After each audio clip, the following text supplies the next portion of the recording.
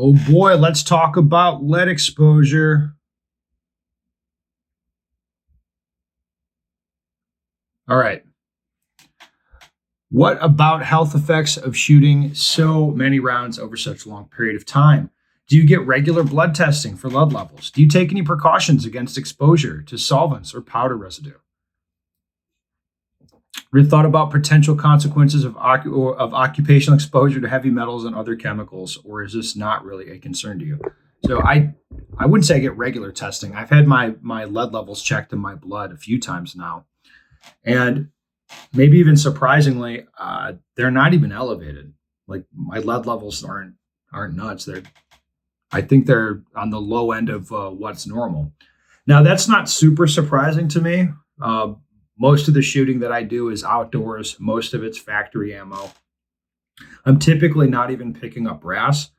Like what I've actually observed as far as in the shooting world, if people have a big problem with lead, and I'm talking just shooting firearms. Now, there's other guys that do other things like breaching charges, which are a big problem as far as his lead levels. But just firing a gun, I there's not huge lead exposure that comes from like just firing a gun. Now, the guys that I've seen that have a problem, like they become symptomatic, like let's say they're regular shooters and they get elevated lead, they become symptomatic, they have a problem, whatever. Maybe they're getting checked at work, maybe they check themselves. I don't know. It's almost always associated with an indoor range. So that's the first thing I'd say is it's like people are like breathing that crap in at indoor ranges. Like for as cavalier as my attitude seems when I'm shooting outdoors, like I'm actually fairly careful when shooting on indoor ranges. Now it's like if the range has really good ventilation, probably not a huge concern. You just have to be careful when you're sweeping brass up off the floor. Like very, very careful not to put that dust or that crap up in the air so you breathe it in.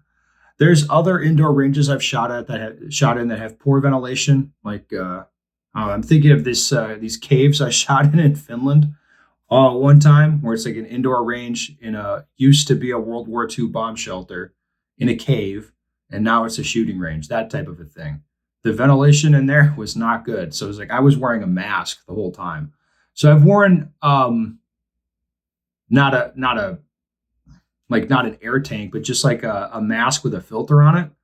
I've worn something like that in a few indoor ranges in different places where the ventilation is really bad because breathing that stuff in again, like I know that's not good for me. And that is like as far as what I've personally observed, again, people who have problems with lead is normally going to be associated with an indoor range. Uh, yeah, so for whatever it's worth, it's not a huge concern to me. It's not. I'm not doing anything that's getting a bunch of lead in me. However, like if I worked at an indoor range every day, this would be a very very different conversation. If I was working with more intense stuff, like I like breaching charges, that type of stuff, where you know, if that was the situation, it'd be a lot different. I guess it's time to get up. Anyway, questions, comments, put it below.